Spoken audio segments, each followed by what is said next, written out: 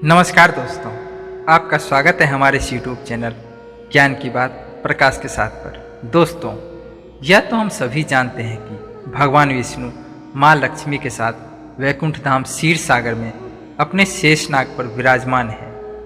यही उनका निवास स्थान भी है तथा भगवान विष्णु के द्वारपाल जय विजय नाम के दो देवता हैं। क्योंकि उनके ऊपर भगवान विष्णु के धाम का भार होता है, इसीलिए किसी को भी भगवान विष्णु के मिलने से पहले उनकी आज्ञा लेना आवश्यक होता है। किंतु एक समय ऐसा भी आया जब जय विजय को ब्रह्मदेव के मानस पुत्रों के द्वारा श्राप मिला, जिसके कारण उन्हें 3 जन्म भगवान विष्णु के शत्रु के रूप में लेना पड़ा।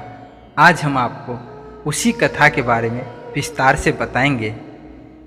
इससे पहले कहना चाहेंगे दोस्तों, अगर आपने चैनल को सब्सक्राइब नहीं कर रखा है तो सब्सक्राइब कर ले, साथ में बेल आइकन भी ऑन कर ले।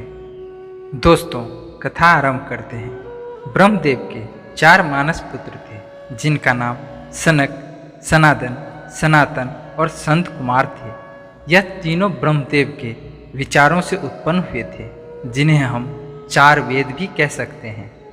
अपने तपोबल के कारण ये चारों आयु में बड़े होने के पश्चात भी यौवन दिखते थे। एक दिन चारों भगवान विष्णु से मिलने उनके वैकुंठ धाम पहुँचे, जहाँ उनकी भेंट जय विजय से हुई। उन्होंने जय विजय से अंदर जाने का आग्रह किया, लेकिन अपने अहंकार से चूर जय विजय ने उन्हें अंदर नहीं जाने दिया। उन्होंने ब्रह्मा जी के चारों पुत्रों से कहा कि इस समय भगवान विष्णु विश्राम कर रहे हैं तथा अभी वे किसी से नहीं मिल सकते, इसलिए वे उनके भेंट करने के लिए किसी और समय आए। उनकी इस व्यवहार से ब्रह्मा के चारों पुत्र रुष्ट हो गए तथा उनसे कहा कि श्री हरि का कोई भी भक्त उनसे कभी भी मिल सकता है। अपने भक्तों के लिए भगवान विष्णु कभी भी व्यस्त नहीं होते। तुम लोगों ने अहंकार के बल पर हमें रोकने का प्रयास किया है, इसीलिए हम तुम्हें श्राप देते हैं कि तुम इस लोक के बजाय पृथ्वी लोक में जन्म लोगे तथा एक सामान्य मनुष्य के भांति जीवन व्यतीत करोगे। ब्रह्मा जी के चारों पुत्र से मिले श्राप से जय विजय में भय व्याप्त हो गया।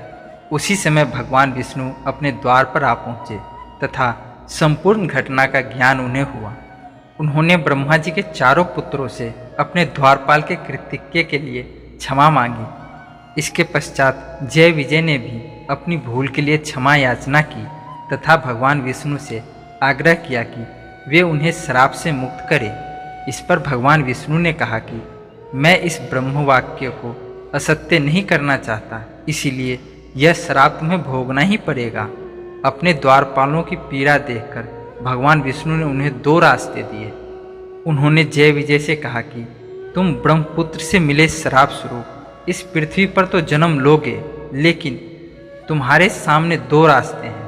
प्रथम रास्ते के अनुसार तुम्हें इस पृथ्वी पर 7 जन्म लेने पड़ेंगे, जिसमें तुम मेरे भक्त होंगे, तथा द्वितीय रास्ते के अनुसार तुम्हें इस पृथ्वी पर 3 जन्म लेने पड़ेंगे, जिसमें तुम मेरे शत्रु होगे। क्योंकि जय विजय भगवान विष्णु के बहुत बड़े भक्त थे, इसलिए 7 जन्मों को विरह उन्हें सहा नहीं जाता। इसलिए उन्होंने भगवान विष्णु से अपने 3 जन्म शत्रु रूप में मांगे, ताकि वे जल्द से जल्द वैकुंठ धाम में श्री हरि के पास आ सके। ब्रह्मदेव के पुत्रों से मिले श्राप के कारण हर युग में जय विजय का देव, दानव तथा असुर के रूप में जन्म हुआ। हर युग में उनकी शक्ति कम होती गई तथा हर युग में भगवान विष्णु ने उनका वध करने के लिए अवतार लिए। सतयुग में उनका जन्म हिरण्यकश्यपु और हिरण्याक्ष के रूप में हुआ। भगवान विष्णु को दोनों का वध करने के लिए 2 अलग अलग अवतार लेने पड़े, जिनके नाम नरसिंह तथा वाराह अवतार थे। इसके पश्चात त्रेता युग में दोनों का जन्म रावण तथा कुंभकर्ण के रूप में हुआ और इस युग में भगवान श्री राम के रूप में अवतार लेकर दोनों का वध किए। श्री राम अवतार का मुख्य उद्देश्य दोनों का वध करना ही था। अपने तीसरे जन्म में जय विजय द्वापर युग में शिशुपाल और कंस के रूप में जन्मे।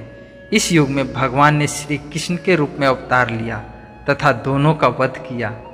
लेकिन इस युग में भगवान श्री कृष्ण का उद्देश्य केवल इतना ही नहीं अपितु महाभारत में भी भूमिका निभाना था। इसके पश्चात जय विजय का श्राप पूर्ण हो गया और वे पुनः अपने धाम को लौट गए। तो दोस्तों, ये कथा आपको कैसी लगी हमें कमेंट बॉक्स में ज़रूर बताएं। अगर इस कथा से आपको कोई नई जानकारी मिली हो तो वो भी बताएं। तो दोस्तों, फिर मिलते हैं अगली कथा में। तब तक के लिए जय श्री राम, राधे राधे दोस्तों।